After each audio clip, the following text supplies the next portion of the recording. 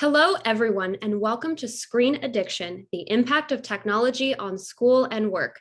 My name is Molly Strawn, Senior Marketing Strategist here at InnovateMR. I will be moderating today's session, and I'm joined by Michael Mercier, President of Screen Education. Screen Education assesses the impact of information technology on human well-being through research and education. It provides seminars on addressing digital distraction at work and school and how to conduct a digital detox and news media literacy. A little bit about InnovateMR. We are a fiercely independent sampling and res tech company that delivers faster answers from businesses and consumer audiences utilizing technologies to support agile research. As industry pioneers, InnovateMR connects organizations with targeted audiences around the world and develops forward-thinking products to support informed, data-driven decisions and strategies. Screen Education used our newest product collection, the Vision Suite, to gather their data. The Vision Suite offers researchers a comprehensive collection of next-generation products designed to execute against all aspects of the research process, including survey design, sample procurement, field management, fraud mitigation, and reporting. I'm excited to get into the data. Screen Education's prior research has suggested that smartphone addiction is a rampant problem that corrodes the environment at school and in the workplace.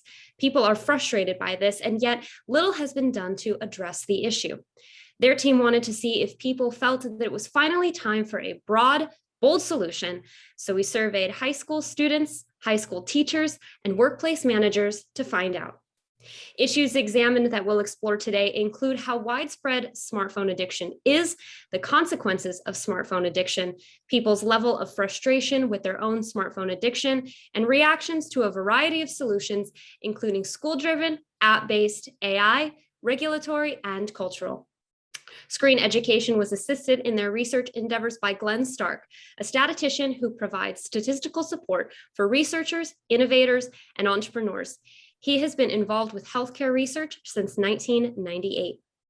A few quick housekeeping items before we begin. We will be answering questions at the end of the webinar with a dedicated Q&A. So any questions we won't get to, we'll be answering after the webinar via email. Without further ado, I'll turn things over to Michael to get into the findings. Michael? Great, thank you, Molly. I wanted to let people know that, in this presentation, we're synthesizing the findings from 3 separate surveys that we did over the summer. So the survey with the high school students, the high school teachers, and the workplace managers. So in doing that, we necessarily had to leave out a lot of data. So if people are interested, they can get reports on each individual survey that has all the data we got with that survey at this URL. It's basically screeneducation.org. and then / broad solutions to smartphone addiction with hyphens between each word. Or you could just go to the screeneducation.org and select the drop-down menu called research and get to the same page. I'll start off by giving an overview of the survey, beginning with some background. So I want to just lay out what led us to do this study. Point number 1, Americans have really been concerned about smartphone addiction since the news media began heavily reporting on it in 2017. So 2017 was sort of a breakout year where the media seemed to collectively decide this is a problem and we're going to report on it. And at the same time, that's when a lot of people started doing research on the issue. So my point here is that we've been aware of this problem for 5 years, since 2017. Now, Screen Education, we actually started doing research on this issue the year before in 2016. And we've done, with these 3 surveys, this makes about 25 studies that we've done over the 5 years. And we've looked at, a lot of the research on tech addiction has focused on the individual. And we did that in the beginning. But eventually we got to a point where we started to look at environments, the effect on environments. So a big environment to look at was school, and another one was the effect on the workplace. And what we found is that it's having a really, negative, deleterious effect on both environments. Now, a big theme in our research has been that people are really frustrated by their smartphone addiction. So it's not like people are unaware that they have this issue. people are very well aware of it, and they express in our surveys, they express frustration, they express a desire to be able to control their smartphone use, and they're frustrated that they can't. And if you jump to point 4, yet nothing's really been done to address the problem. We keep doing research, we keep learning more about it, we keep talking about it, but there's been very little bold action to address the problem. So that's what led us to do this series of surveys. If you look at point 5, we wondered, were people finally just so fed up with their smartphone addiction and the impact it's having on their lives that they're actually hungry for broad-based, bold solutions. And that brings us to our primary objective of the survey. The primary objective of the survey was to get people's reaction to a set of bold, broad solutions to smartphone addiction. And then we had some secondary objectives. Number 1, we wanted to look at the extent of the problem of smartphone addiction. We wanted to understand the negative consequences of smartphone addiction. So how's smartphone addiction negatively affecting the school and the work environment? Number 3, we want to understand the level of concern that people have about smartphone addiction. So like in our previous research, are people aware that it's a problem, and do they want to address it? And then we want to understand the degree of desire for assistance in addressing the problem. So the whole idea there is that people can't control their smartphone use, and they really need help. And we wanted to see in the survey how much, to what extent do they want help. A little bit about the research team. So as Molly said, this is really a collaboration between Screen Education and InnovateMR, and then also with Glenn Stark. Glenn is a statistician I've worked with for 4 years now, and he's been involved in every national survey that we've done. These are the individuals that were involved in this project. So Rahul Bhatnagar, he's the Director of Platform Solutions at InnovateMR. Sheetal Gupta, she's an Associate Project Manager at InnovateMR. Myself, Brittany Nichols was heavily involved. She's a VP of Marketing and Communications at InnovateMR. As I mentioned, Glenn Stark did the statistics for the project. Molly, who just spoke, she was involved in the project. And then Lisa Wilding Brown, Lisa recently became the CEO of InnovateMR, but early on in the project, she was involved before she started her new position. A bit about the research process. For the recruitment, as Molly mentioned, that we used InnovateMR's Vision Suite. So for all 3 surveys, we recruited participants using the Vision Suite program and platform. These are just a quick overview of the qualifications for each participant group. For the high school teachers to participate, they had to be at least 24 years old. They had to be employed full-time as a teacher, and they had to have been teaching for at least 2 years, and they had to teach high school students. For managers, they had to be 24 years or older, employed full-time. They had to have 3 or more direct reports, so they had to be, substantial management responsibilities. They had to work in a non-dangerous work setting. What I'm saying there is really a non-industrial. So in the prior research we've done in the workplace, we've had a mix of industrial and non-industrial workers, and we wanted to focus on non-dangerous or non-industrial settings with this particular survey. And the other thing is they had to believe that their employees were using their phones to some extent. It could have been a minuscule extent, but to some extent, the manager had to believe that their employees indeed were using their phones during work hours for personal reasons, because if they didn't, then the questions we asked were irrelevant. So we used that as a screener. Then with high school students, they had to be 14 to 19 years of age. They had to be in grades 9 through 12, and they had to have their own smartphone. They couldn't be sharing one or borrowing one from their parents. And then we completed the online survey using InnovateMR's Vision Suite and their proprietary Point Club panel. I'll just briefly go through demographics, and then I'll get right into the findings. We had a total sample size, if you combine them all, of 1,388 participants. You can see for the students, we had 666 respondents. For the teachers, it was 353. And then for the managers, 369. And for the student survey, we had a margin of error of 4%. And then for the other two, we had a margin of error of 5%. This is the geographic distribution you can see on the bottom row in blue. That's the distribution of the US population. And you can see basically for all three surveys, we mirrored the US population in terms of geography and geographic distribution. In terms of gender distribution, for the student and the manager surveys, we were pretty much evenly split, male and female. You'll see the teacher is skewed toward females, and we did that intentionally to reflect the demographics of teachers in the United States, which are more female than male.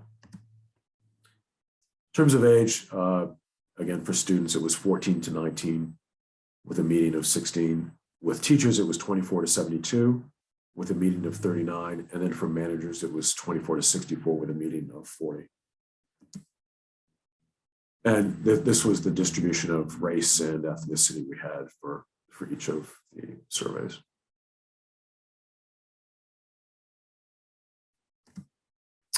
Okay, now I'll get into the findings. The first issue we looked at is how problematic is smartphone addiction? So to what extent is it a problem? And when we spoke to the teachers, we're asking, please respond in terms of your students, right? And the teachers told us that they estimated 63% of their students are addicted to their smartphones. So that's a very strong majority. It's well over half, which indicates it's a serious problem in the schools for them. With high school students, we've got a number of statistics here that reflect how serious a problem it is. Number one, the students estimate that they use their smartphone for non-school purposes. So that's for, usually entertainment, communication and socializing, games, video, social media. But for 6 hours a day. So they're saying we're using our phones every single day for 6 hours a day for non-school activities. That number is similar to a number that Common Sense Media got on a survey. It was 3 or 4 years ago. They found they didn't just limit themselves to high school students, it was all teens. And the average then was 7 hours when they did their survey. Number two, 64% rated their level of smartphone addiction. So they're self-rating, how addicted do you feel you are to your phone? 64% rated their level of addiction as either medium or high, which again is substantial. And then point number three, they estimate that 46% of their friends have trouble controlling their smartphone use every single day. And the reason we asked that is we wanted to, we asked the students questions about themselves, them individually, but we also wanted them to give us their sense of, generally speaking, how are their peers, right? How is their age group coping with this problem? So they said 46% have trouble controlling their smartphone use every day. And then there were smaller percentages for, every week, every month, et cetera. But it was remarkable that just about half are saying every day they can't control their smartphone use. Number four, 59% of the high school students find themselves unable to stop using their smartphone every day. So this is a self-rating, right? So 59% said, I'm unable to stop using my smartphone every single day. And look at that subpoint beneath that, 35% said that they find themselves unable to stop using their smartphone frequently throughout the day. So they're saying it's an all-day occurrence for them. They're having a lot of trouble all day long, basically, controlling their smartphone use. And that's a third of high school students. And then on the right there, 0.5, 24% find themselves unable to stop using their smartphone every week. So it's a weekly occurrence for 24% of students. In terms of workplace managers, we asked them to reflect on their employees, and they estimated that the average employee where they work is spending 2.5 hours each workday using their smartphones to access content that's unrelated to work.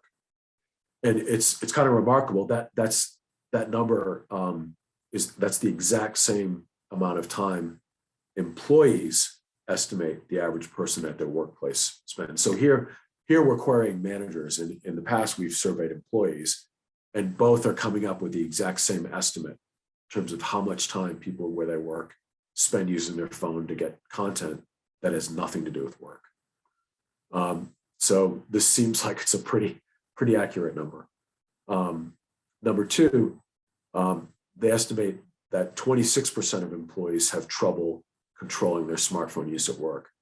That number, in my opinion, that number is surprisingly low, given how widespread this problem is and the amount of time they're estimating people are using their phones. What they're basically saying is that, people are spending 2.5 hours, but it's, for the most part, it's not because they can't control themselves. It would suggest they have an atmosphere that's permissive, right? So I was surprised at that number. I thought there would be a much higher percentage. We asked teachers to rate their level of concern about this problem. So 51% of high school teachers said that their concern over student smartphone addiction was high. And then on the right there, 38% said their concern was rated at about medium. So if you combine those two numbers, 89% of teachers are saying they have a medium or high level of concern about their student smartphone addiction. So they're pretty concerned about the problem. But the thing to think about with the teachers is they're with the kids for 9 months out of the year, all day long. And based upon what they witness, they have serious concern about the problem. And then we went on to find out, well, let's look at specific issues that the smartphones are causing in these environments, in school and at work. In terms of the high school teachers, 79% of them say that excessive phone use prevents students from achieving the grades that they're capable of achieving. So and we know this, we knew this from all of our qualitative research with teachers, and we do a lot of public speaking and seminars with teachers. So we've gotten this feedback qualitatively. We knew that, that teachers felt this way, but to quantify it, that seems like it's a substantial number, 79%. Number two, 73% agree that smartphones have a negative social emotional effect on students. That again is not surprising. Anecdotally and qualitatively, we've heard that from teachers. It's a huge concern of teachers. Number three, this was really an issue we hadn't explored before, and that is the whole idea of students avoiding extracurricular activities in order to spend time on their phones. And 68% of teachers believe that students avoid extracurricular activities so that they can spend more time on their smartphones. And the reason we finally decided to ask about this question is that we've gotten some qualitative feedback, a small amount, that this was happening, and we wanted to explore it. We hadn't looked at it before, and it looks like we might be onto something here. Number four on the left, 82% of teachers believe that their students would be better equipped to succeed in life if they had a greater ability to self-limit their smartphone use. So they're basically saying they're concerned about their future success because of this problem. And then number five, 67% believe smartphones impede their ability to accomplish what they want to with their students. So teachers feel that their job performance as a teacher is being compromised because of student smartphone addiction. 2/3. In terms of the high school students, and again, we're talking about the problems that smartphone addiction is causing. Point number one, 43% say phones are an obstacle to achieving the grades that they're capable of getting. So these are the students themselves saying, I could achieve higher grades, I know I could, if it weren't for this phone. 40%, if you look at point two, believe they spend too much time socializing virtually and not enough time socializing in person. And we know from qualitative research that that happens at school. It's almost like in some ways they're isolated at school because they're spending so much time communicating by phone. So you'll hear all the stories about in the cafeteria, people just sit alone on their phones and don't really talk. Point number 3, 34%. So this is the extracurricular question we asked of students. A third, 34%, said they did not participate in at least one extracurricular activity that they actually wanted to do. So this is something they wanted to do. And it was things like play a sport, play an instrument, that sort of thing. So it was like formal, organized extracurriculars. So 34% didn't participate in an extracurricular activity that they wanted to do so that they could be free to spend more time on their phones.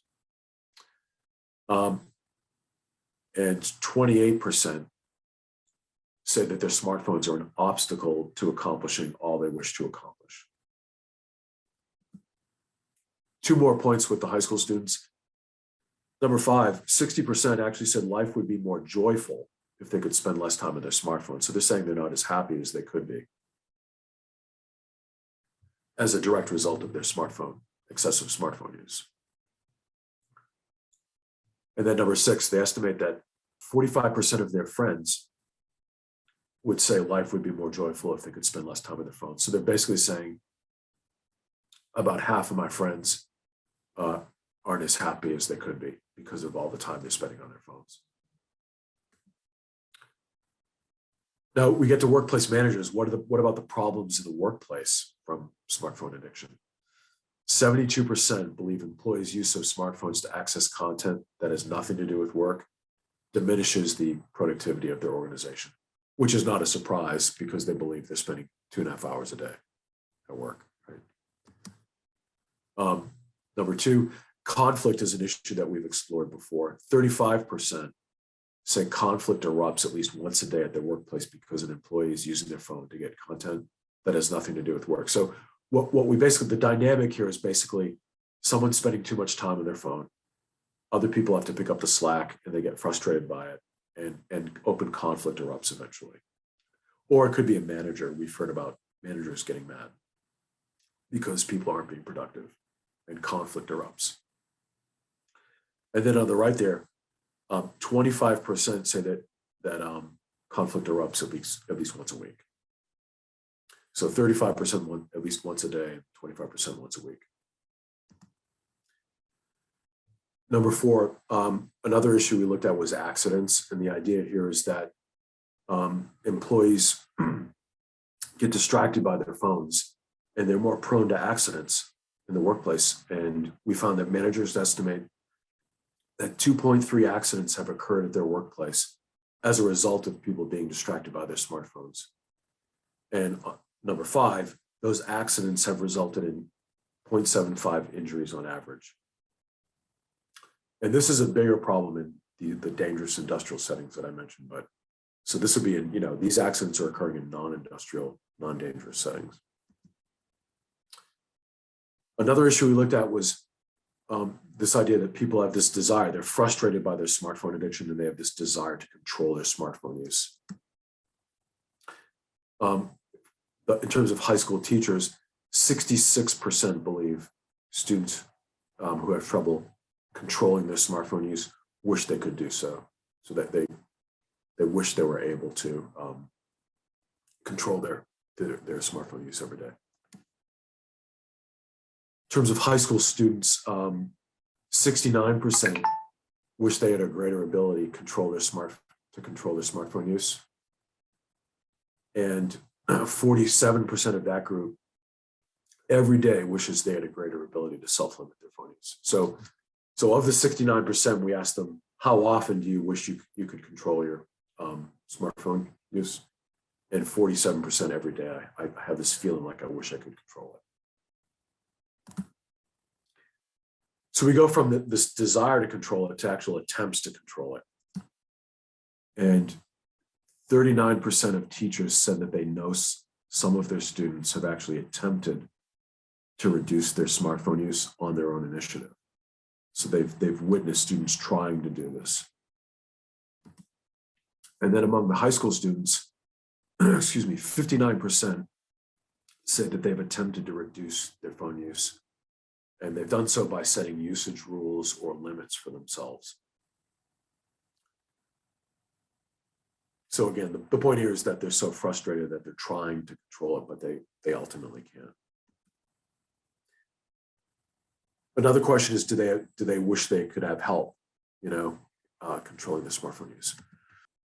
68% of high school teachers believe that students who have difficulty controlling their smartphone use want to be taught how to do so. So the teachers believe that the teachers see the students are frustrated by their smartphone addiction and that they want help.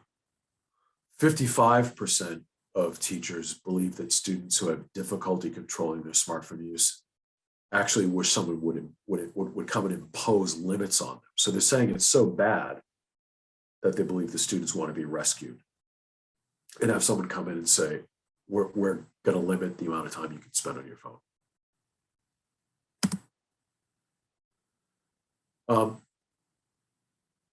We found that 42% of high school students said that they wish someone would provide them with guidance to help them learn how to self-limit their smartphone use. So again, this is an example of them wanting help or assistance. And it's a reflection of how serious the problem is and how much it's bothering them. In terms of workplace managers, 39% believe employees at their workplace would welcome training in how to control their smartphone use during work.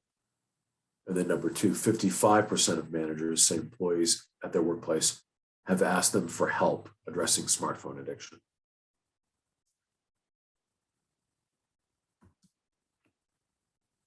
And then 43% of managers, we asked this question of managers whose employer does not have a smartphone policy that restricts phone use.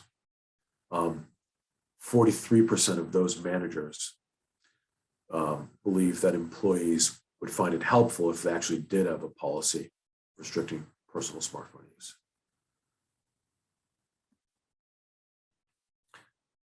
So should we address the smartphone addiction when people are young? So we asked managers and teachers, should people be taught when they are young how to self-limit their screen time, or should they be left to figure it out on their own?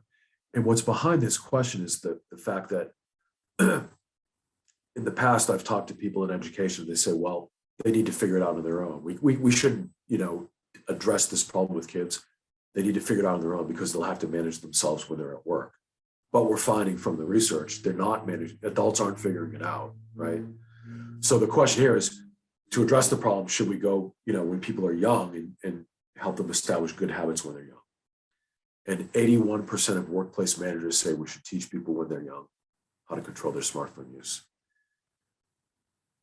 And then 86% of high school teachers say we should teach people when they're young how to control their smartphone use. And now we'll walk through, we're toward the end of the presentation of our findings, and we'll walk through the solutions that we proposed and asked everyone to react to. So the first set of solutions had to do with schools. And we asked, should schools play a role in teaching young people how to develop the ability to self-limit their screen time? And if you look at the numbers here, workplace managers, 87% said yes, schools should teach them. 82% of high school teachers said yes. And then remarkably, 58% of high school students said yes. So the students are saying schools should have some role in helping us learn how to control our screen time. We also asked, agree or disagree, should schools educate students at every grade level about smartphone addiction and try to instill in them the ability to self-limit their screen time? So the idea here was that at every grade level, the idea would be starting when they're very young, like in first grade, and then through repetition every year, instilling the principles and values and behaviors in them over time. This would help them to, after 12 years in a school system, they would be more likely to internalize good habits, right? Really high numbers here. 91% of the managers agreed, 81% of the teachers agreed, and then 64% of the students agreed. So they seem to believe that schools should play a major role in addressing the problem and that they'd be effective. Another type of solution was apps-based. This first apps-based solution was basically using AI, an AI app. And we asked, how would you react if there were built-in applications that could sense when young people are using their smartphone addictively, and then that helped them regain control by coaching them, and then by temporarily limiting their access to the addictive content. That's basically an AI system that would do that. You can see these numbers are really high again. So 86% of teachers would view this very positively. 82% of managers would view it very positively. And then remarkably, 58% of students would view it positively. So students are saying, if I had an app that, stopped me from using my phone when it sensed I was behaving in a compulsive, addictive way, and then coached me, I would like that. So that these are, in my mind, these numbers are remarkable.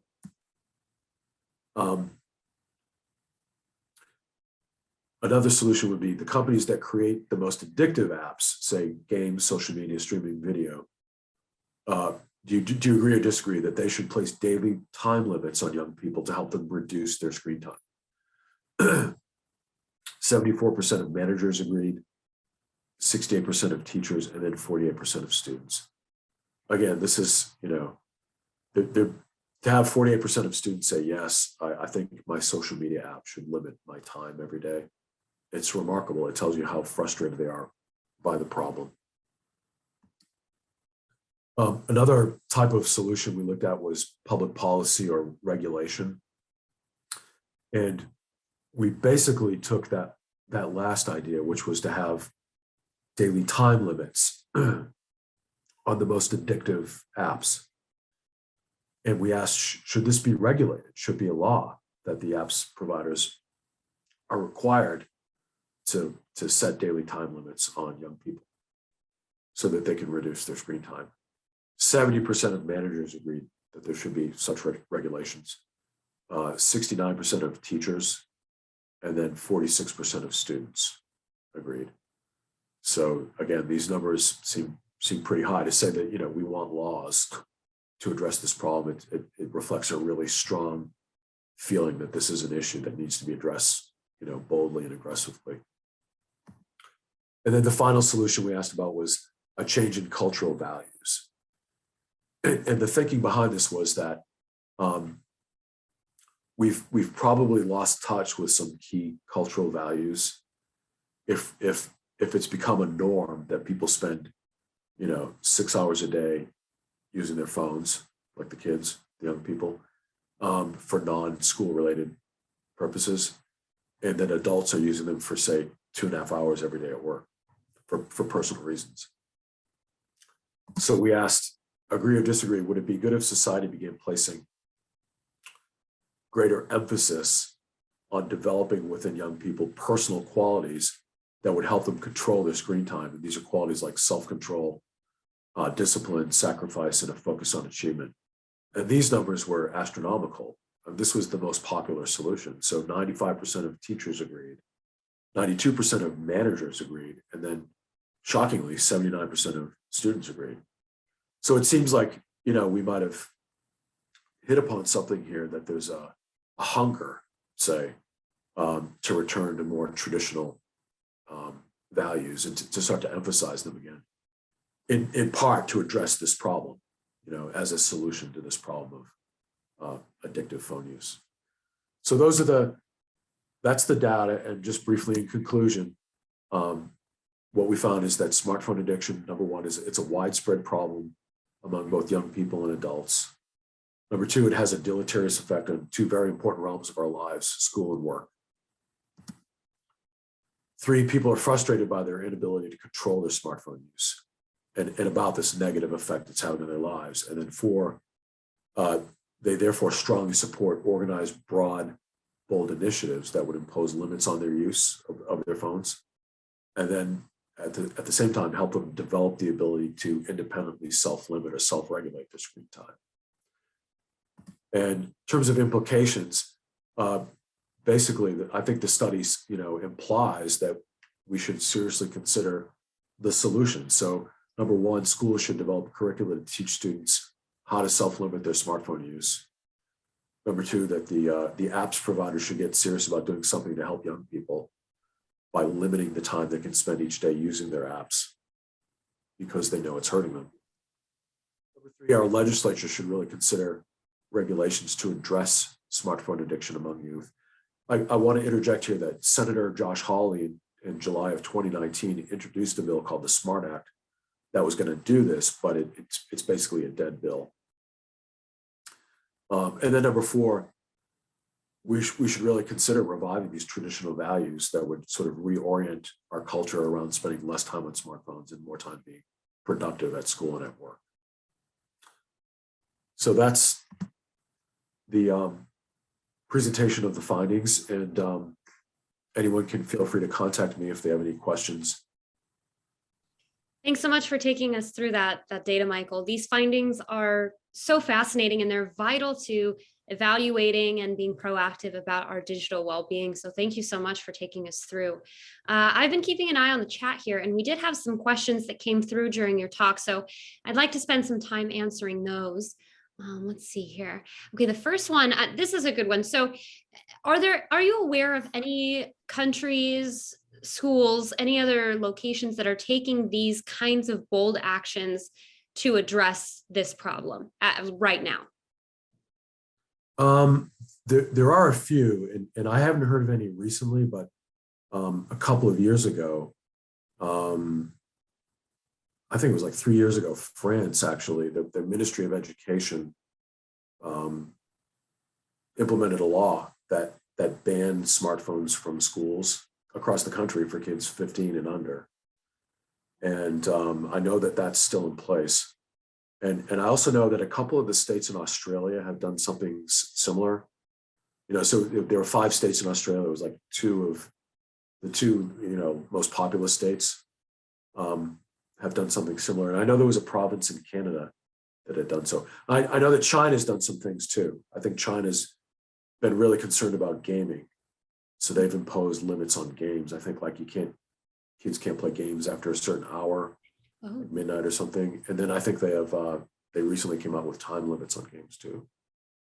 Yeah, that's so fascinating. Yeah, I know a lot of phones nowadays, at least on my phones, we have, digital well-being apps that can monitor screen time and all of that stuff, but it's not really taking a proactive stance. So that kind of leads into the next question here.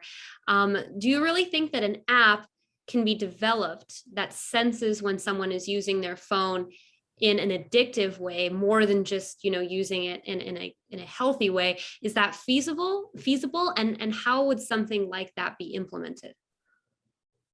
Right, so that was the AI question that we asked. And I mean, I'm not an AI expert, obviously, right, but I don't, given what I know about AI, I don't think there would be any problem in doing that. They'd basically have to use machine learning they'd have to develop standards or patterns, right, of screen use that reflect compulsive or addictive behavior. You know what I mean? Yeah. And I know that there are, they've used like for driving, right? There are these they've used AI to develop apps for fleet drivers, like tractor trailer drivers, that use AI to sense when they're not looking at the road and they're looking at their phone, and it sends an alert to their management and to them in the cab, So I personally, I don't think there should be any limitations on their ability to do that. Got it. And the last question here relates to U.S. lawmakers. I know you mentioned Josh Hawley and the SMART Act, but is it feasible as well here for lawmakers in the United States to regulate tech companies in the ways that you're describing and to set limits specifically for kids and younger children about how long they can be using their apps? Is it feasible? Yeah. Well, Hawley did introduce that bill, right? So I mean, it was an elaborated, well-researched bill. Now, I personally felt that bill, he pulled his punches because he was proposing that they set a daily time limit of like 30 minutes for every type of social media app. Mm-hmm. But he pulled his punches because he gave them an out. He said, there could be a feature that allowed the student or the young person to bypass the limit, Okay. So, but I don't see, I think it's feasible. It's just a matter of whether there's political will in Congress Mm-hmm. to go up against big tech. And we know that's a big issue on a number of, that's a big question on a number of issues in terms of how tech is affecting our lives right now. Right. So it's feasible. I think the key question is the political will to do it. And I question whether there is. So, yeah. Makes sense. Well, thank you so much to everyone for sending in your questions. That's about all that we have time for today. If we did not get to your questions, don't worry. We will be sure to answer you via email. We'll get those questions over to our experts. To learn more about these findings or to download the reports, visit screeneducation.org/broad solutions to smartphone addiction, with those words separated by dashes. To learn more about InnovateMR or how InnovateMR's Vision Suite can help you achieve your research goals, visit www.innovatemr.com or email us at info@innovatemr.com. Thank you all again for joining us today, and we very much hope to see you on future webinars. And Molly, I just want to say thank you to InnovateMR for making the research possible. I mean, it was a wonderful experience working with you guys, and we really do appreciate it. Fantastic. It was great to work with you as well.